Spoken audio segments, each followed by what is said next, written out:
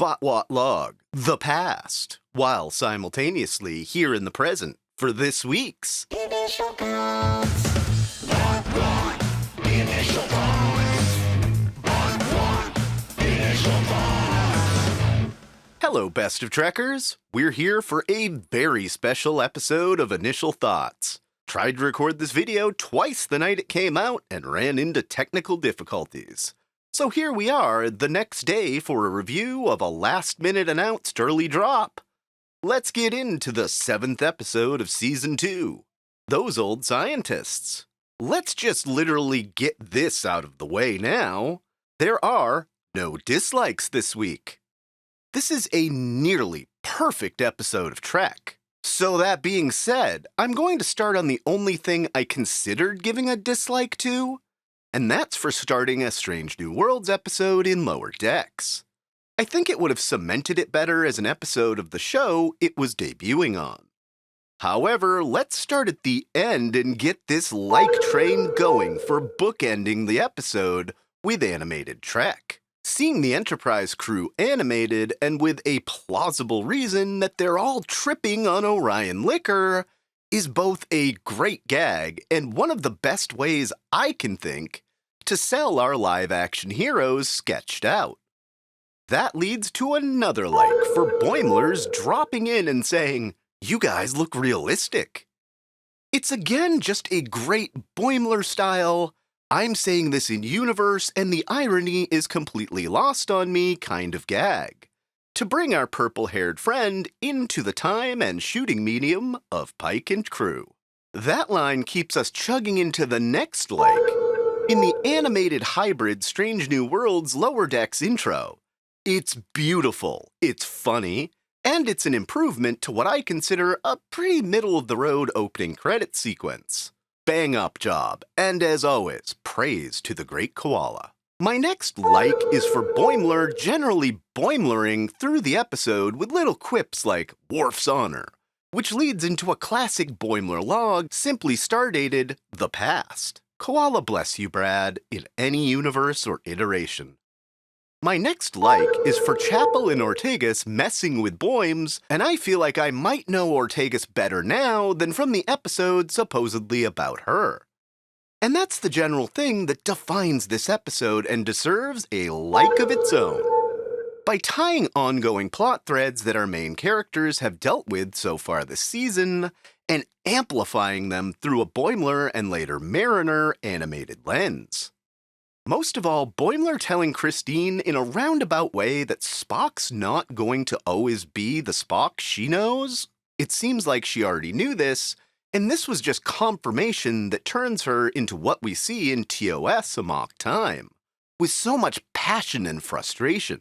This episode is very much a bridge between the characters in Strange New Worlds and their TOS selves a few years later.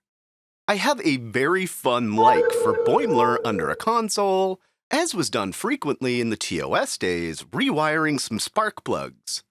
I felt as if only Boimler could pull that 60s vision of what a starship looks like under the hood off so unironically. I've got a like for the mission to Setlik 2, presumably the next planet over to O'Brien's downright no-good, very bad day in about 100 years. The other nod is in Uhura's pad while Mariner's trying to get her to relax at the bar, and one of the languages she's checking symbols for are Cardassian. More than that, a callback to the Trouble with Tribbles quadratriticale, which also lost Quark all of his money at one point in the futures market. Much like Boimler's entry speech to the 2260s, Mariner gets a like for saying he has the old thingy, referring to Pike's communicator. I can't think of a more Beckett thing to say. I don't know where Tawny Newsome begins and the character of Mariner ends. That's not just her, though.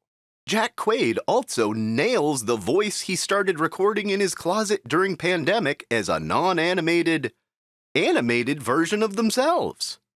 With Mariner's arrival, I have a like for fangirling over Uhura so hard, while still using her Mariner powers to make life better for those around her by teaching Uhura to live a little, which then starts the joke about the Orion liquor and a callback to Picard's faithful encounter with the Nausicaan at Starbase Earhart. and brings Uhura back around with the answer to the language she was looking for. As our Lower Decks friends go around the cast, bringing out new insights into their characters, I've got a like for Boimler and Pelia going back to one of Lower Decks' oldest jokes about Starfleet officers, particularly Brad, loving the warp core. This gives him a chance to have a heart-to-heart with this season's chief engineer, who gives him a bit of what he needed to hear at the moment. Now, my next like is for better canonizing a link between Trelane and Q, as Boimler sets up the joke and Mariner knocks it down. Far from a throwaway callback we might get in Lower Decks, here it legitimizes a very old belief by Trekkies, with even John Delancey stating he's pretty sure Gene Roddenberry drew on Trelane as the basis for Q. The next in this seemingly endless series of likes is legitimizing all the memes about Pike's hair by Boimler admitting to having played Chris for Halloween one year, and the hair was a whole thing apparently. Being self-actualized about what the world pokes fun at in your media is highly like-worthy here. Speaking of like-worthy, here's another like for Ortegas name-dropping Travis Mayweather, the most underserved main character in Trek, until Elnor was introduced. Also for La'an's love of NX-01-style grapplers. That almost feels like something Shax would say. I've got another delightful like for the final Transporterum sequence, both by legitimizing Una's Ad Asper per Aspera fight, which will see her in a recruitment poster that got Brad to join the fleet. The way this episode ties back what the cast has just been going through is heartwarming. All the way through, Boimler not being able to even with Spock saying live long and prosper to him. You know what's not heartwarming, but hits you in the feels just the same? For the second episode in a row, we're teased with the idea that Pike might not have a lot more time left in the big chair on Enterprise.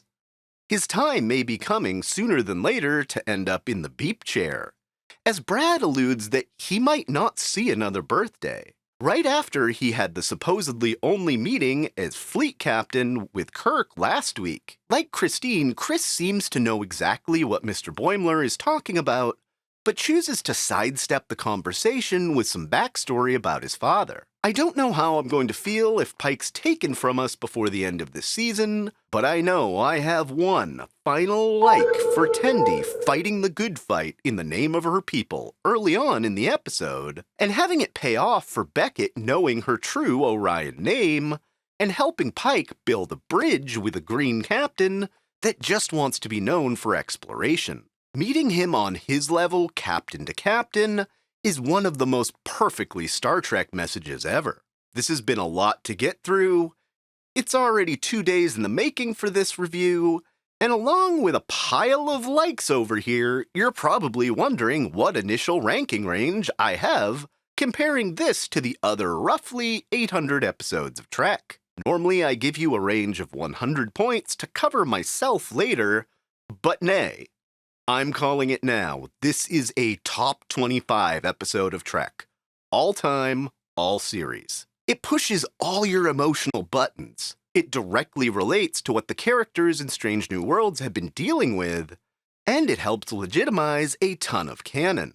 This isn't what I wanted to do with my Saturday night into a Sunday morning, but I'm happy to be here because we might have just witnessed the best new Trek will ever offer. Time will tell. Looking at you, Kurtzman, that about wraps it up. I'll catch everyone before the end of Strange New Worlds. For now, I'm working hard to get my sewing channel, The Plain Simple Tailor, going.